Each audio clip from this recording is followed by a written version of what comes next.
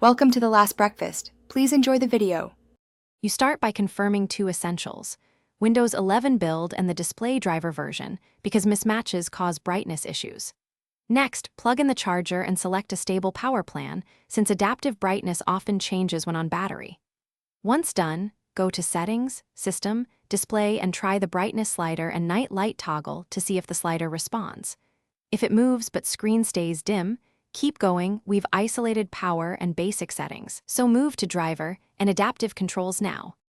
Now focus on drivers and adaptive controls, because most failures come from there.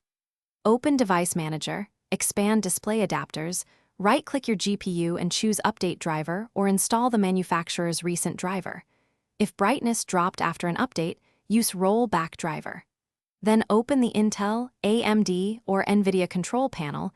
Disable any ambient or adaptive brightness features. Also check Settings System, display brightness and color, and toggle any sensor-based options.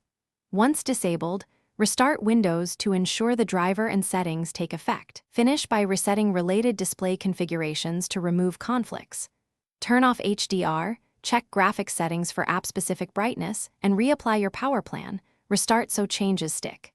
Then run Windows Update and look in optional updates for driver hotfixes. Test after a clean boot to rule out background apps. If brightness still misbehaves, boot to safe mode and test. Use System Restore to a known good point, or fully uninstall and reinstall the GPU driver. One key troubleshooting.